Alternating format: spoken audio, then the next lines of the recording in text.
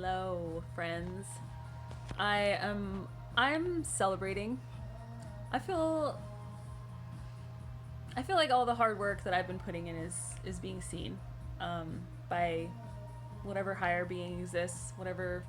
I never know what to say, like God, the universe, spirit. I feel ridiculous saying any of it, but I do believe in something else that is greater. And it's a powerful time for transformation. It's a powerful time. It has been for several years now, at least. And one thing I've been realizing is that the more that we hold back and try to resist and control, the less we are going to be able to reap the benefits of that transformation. And at least in my life, there's been a lot of trauma in my life. And so I developed at a young age a lot of what I call, sorry, somebody's texting me,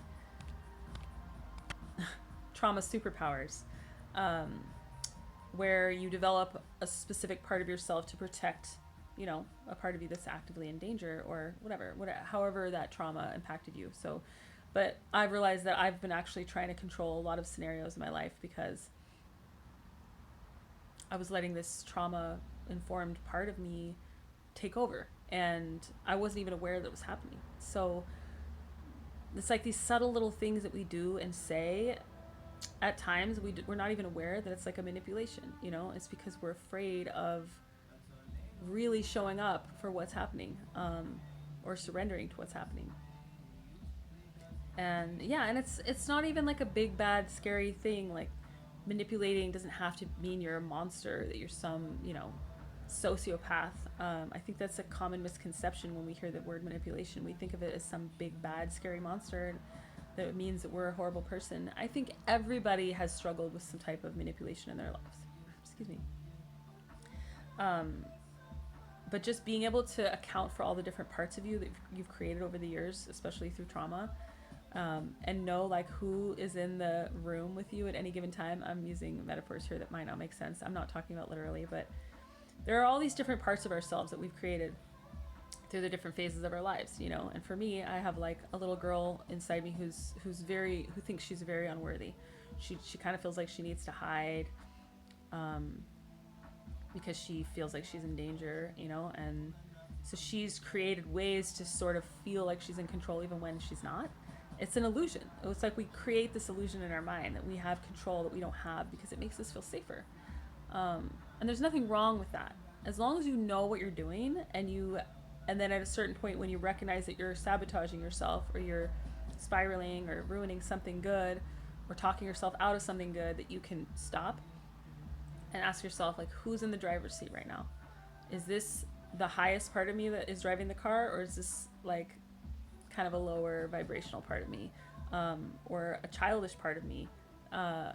Just being aware of who is in the driver's seat.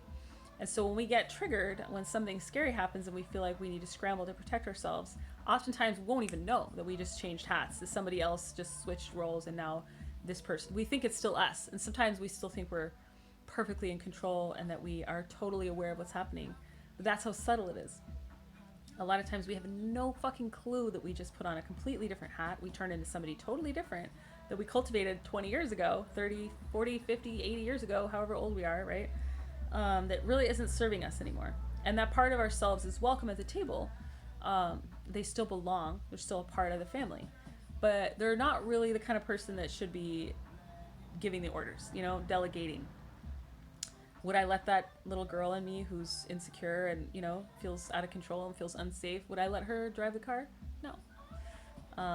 No. I would, if I saw her driving the car, and by this I just mean making the actions, being the one to react in a situation. Because there's a difference between being emotionally aware of yourself and what you're doing and just reacting. And oftentimes when you're just reacting, it's that trauma-informed part of you, or at least a part of you that you cultivated a long time ago that really isn't serving you anymore. And they want the best for you, which is why they're taking charge. They think that they're doing you a favor, but they're not. They're actually sabotaging you.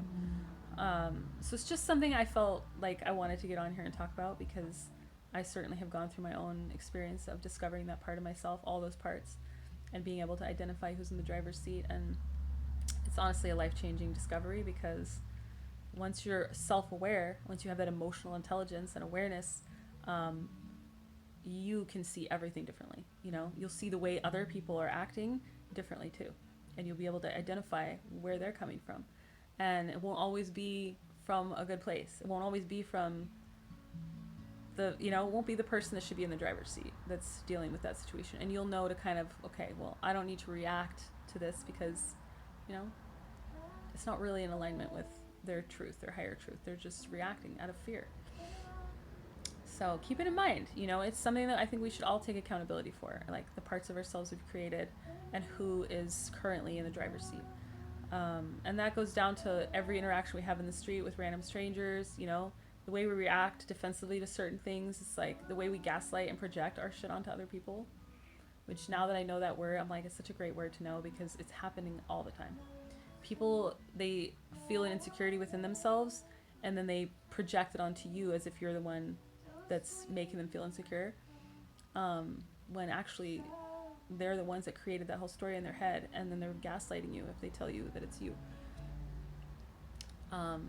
So yeah, anyway, my point is, I think I'm getting off topic a tiny bit. Just be aware of who's in the driver's seat within your own self and within the people around you, and it will really help you gauge whether or not those people are healthy for you, or if they're healthy at all. So with that, hopefully that was an uplifting thing. I don't know if it was, but enlightening at least, hopefully. And if not, thanks for holding space anyway. I'll see you next time. Happy spring.